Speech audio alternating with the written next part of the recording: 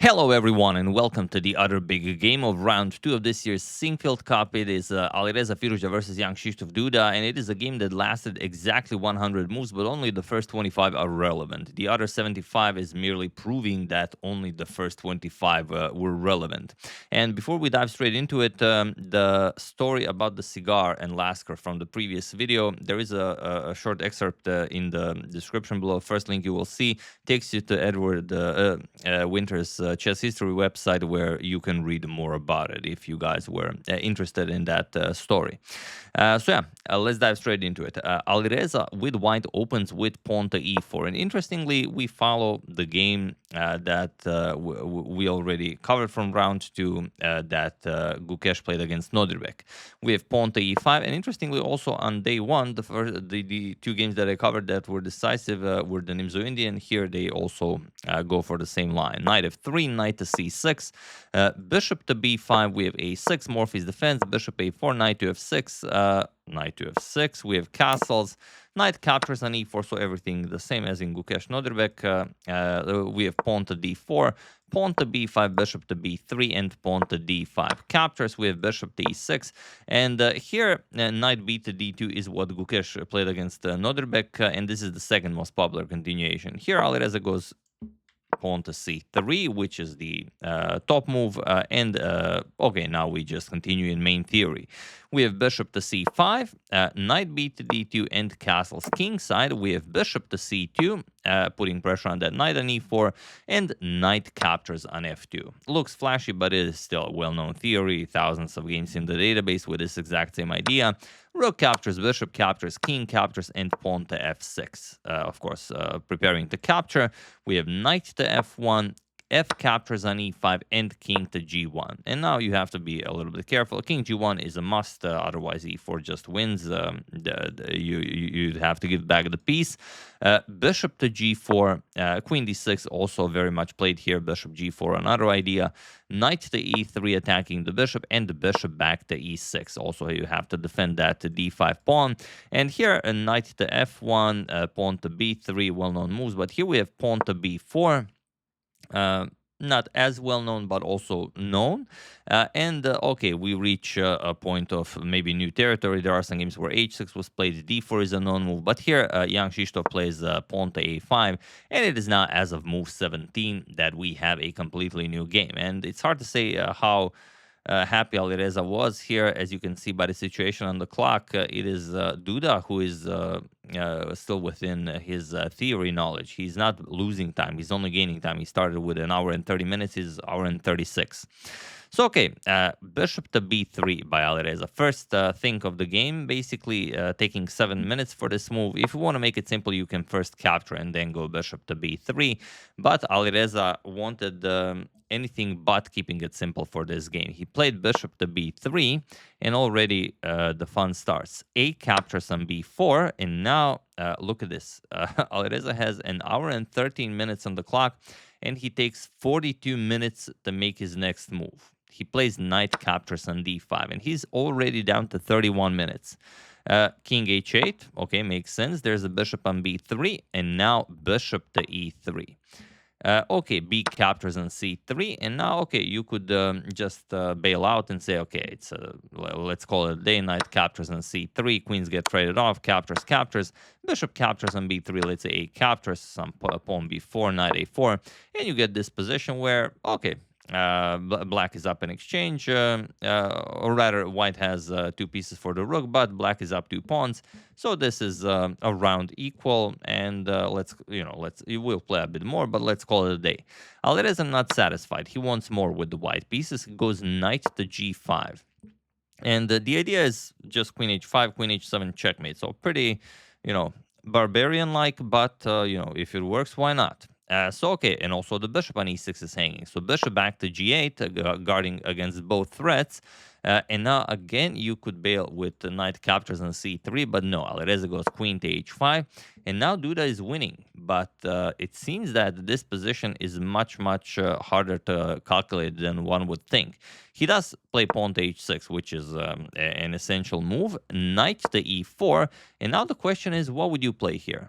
It's very, very hard to actually calculated this because no one thought of this. I don't think anyone, even the commentators, the grandmasters that were commentating live, did not think of this move. So you have a chance to figure out, unexplored territory here.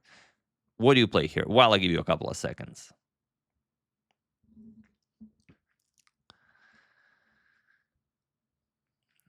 Well, the knight is hanging, so bishop captures on d5 is the obvious move, and that is what Jan-Krzysztof played. But there is a move that is no, I don't think anyone thinks of this. Pawn to c2, and it is just silly. What kind of a move is this?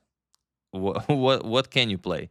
If you play bishop captures on c2, then just queen captures on d5, and now the problem is the idea of bishop captures on h6 giving you some sort of a perpetual. You can just play queen f7, and there's nothing here. There's nothing you can do. And also, yeah, let's say you move the queen. What are you going to do? Queen h4, just g captures. Queen captures, bishop h7. And there's no attack here. But the real idea behind pawn to c2 is that if now Alireza continues with bishop captures on h6, which is his main idea, then you can play queen e8, you counter by attacking the white queen, and after queen h4, now you capture, and after queen captures on h6, you play bishop to h7, and now, okay, what do you do? Not a lot of moves. The queen is now guarding the knight on c6, so that's not an option. You could go for checkmate, knight f6, you attack the bishop, but now queen g6 attacks the queen, and there's nothing better than to force a queen trade. Queen captures, knight captures, but now comes the punchline. You don't capture the knight, rather you go knight to d4. You defend the pawn and threaten knight to e2 check with pawn to c1. And now black is completely winning. So that's the key behind pawn to c2. And the only thing white can do is capture on c2. You're going to capture on c2, and now, okay, you either trade knights or you trade rooks, doesn't really matter. Knight captures on f8, the knight captures on a1, and you have this position, knight and rook versus knight and knight, 3 pawns each, so it's no longer 5 versus 3 pawns, and the black is completely winning. But yeah, definitely not the first move that comes to mind. Bishop captures on d5 was played, and now Alireza is sort of back in the game. Bishop captures on h6, and you can't capture.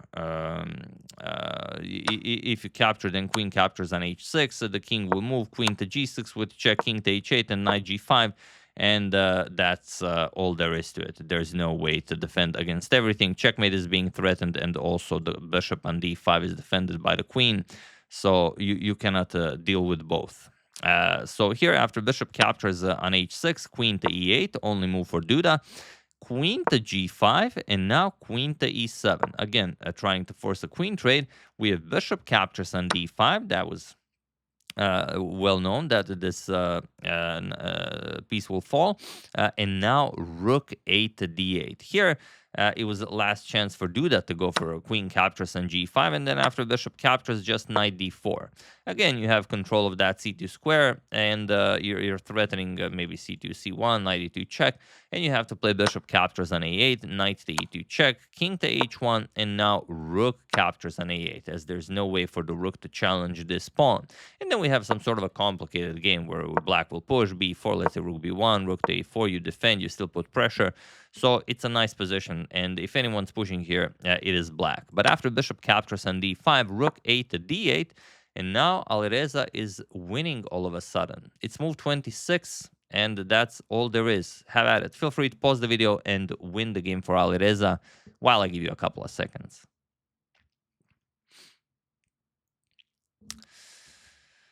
Of course, the move is queen to h5. And when I say winning, I mean winning when Alireza is playing this position. I don't mean that I would win it or that, just anyone would win it. But, with precise play, it is very much winning. So the threat is bishop g5. There's no question about that.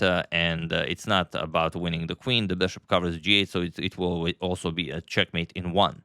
So you have to play g captures on h6, queen captures, queen h7, and now the knight on c6 is undefended. Queen captures on c6, pawn to c2. Interestingly, the pawn does survive all this time.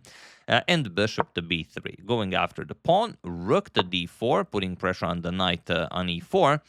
And rook to e1, just defending. We have queen to h4, but pawn to g3, and that's it. Next, the pawn on c2 will fall.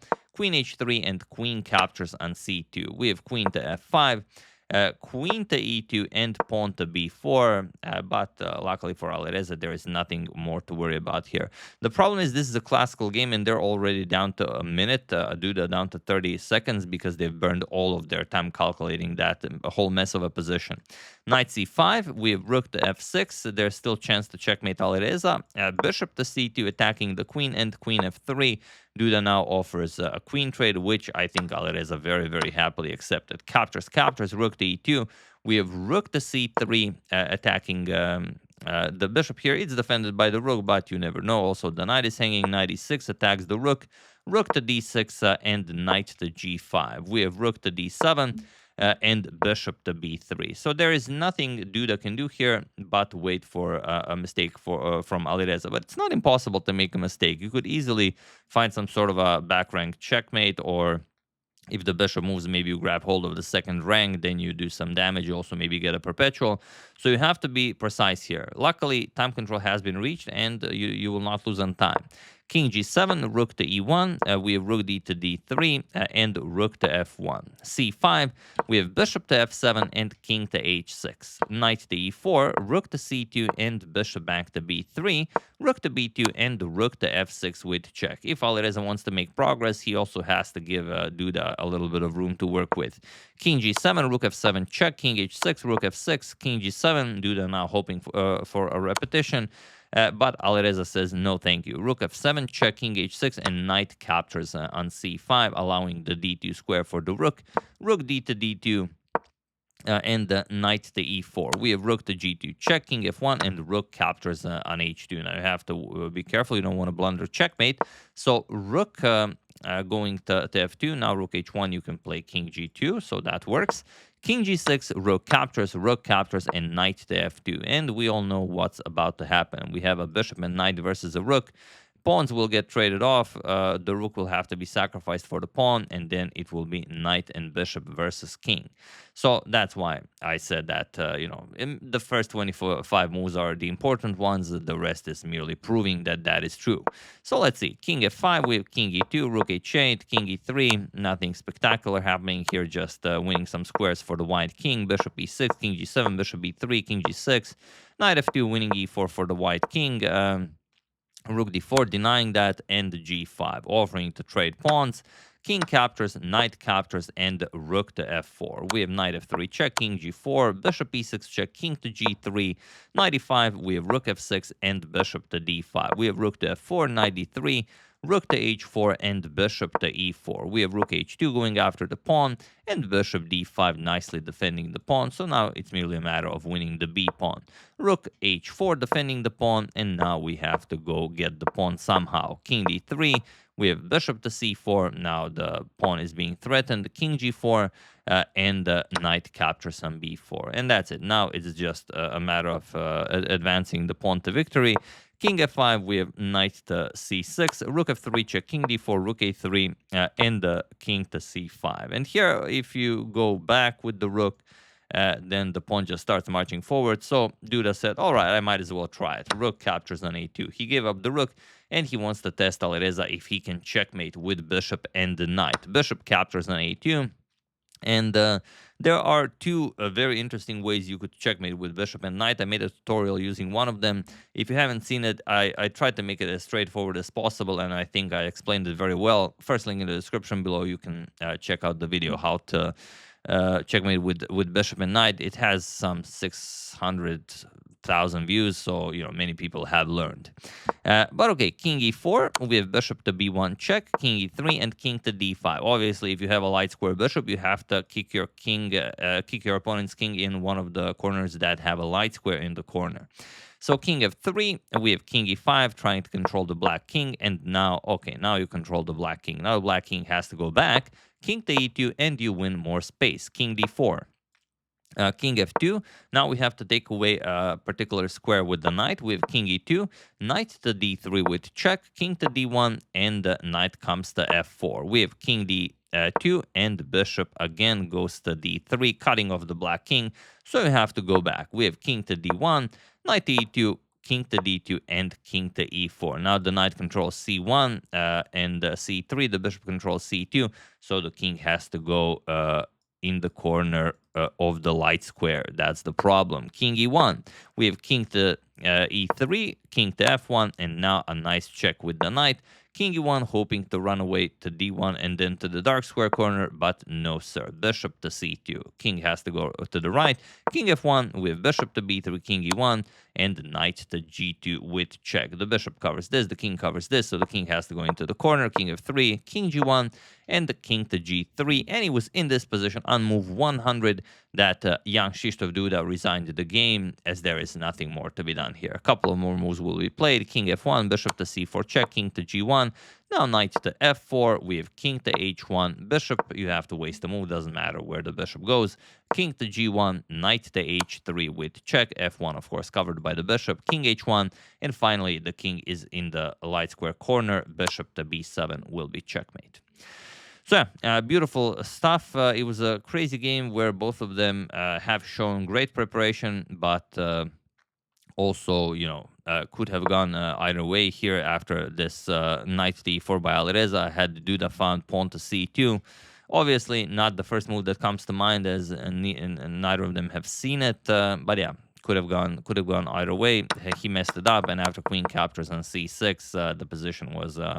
After queen captures here on c6, the position was completely winning for Alireza, and that's pretty much it. But yeah, if you still don't know how to checkmate with bishop and knight, first link in the description below. It will happen. You might think, I will never need that, but you will need it. I had it against the candidate master in one tournament, and I ended up with it, and I've never learned how to do it. And I'm like, wow, okay, this is bad, because I've never even tried it, and I was able to do it, but only because it was a classical game, and you have 50 moves. Otherwise, it's going to be a draw. I was able to do it in some, 38, 37 moves, and I was very happy. But then after that, I learned it, because it might happen in rapid, it might happen in blitz, so you kind of need to know that. But yeah. Really hope you enjoyed it, and we're gonna check out the standings after 3 rounds have been played. That's how I usually do it, but for the moment, the leaders of the tournament are Alireza here, Pregnananda, and Levon Aronyan. We'll see what happens in round 3, as obviously it's going to be very exciting. So I hope you enjoyed it. I would like to thank Gerhard Henkelmann, Derek King, Hernan Escalante Jr., Robert Kiefer, and Edmund Freeman for your contribution to my channel. Thank you a lot. I really appreciate it. As usual, you can check 2 of my previous videos here. Thank you for watching, and I will see you soon, continuing to check up on your wonderful suggestions and whatever else happens in the chess world. So thank you all. I will see you soon, and have an excellent rest of your day. And if you want to learn more than just how to checkmate with bishop and knight, check out second link in the description below. Download Lotus Chess and learn everything in the coolest way possible. See you soon.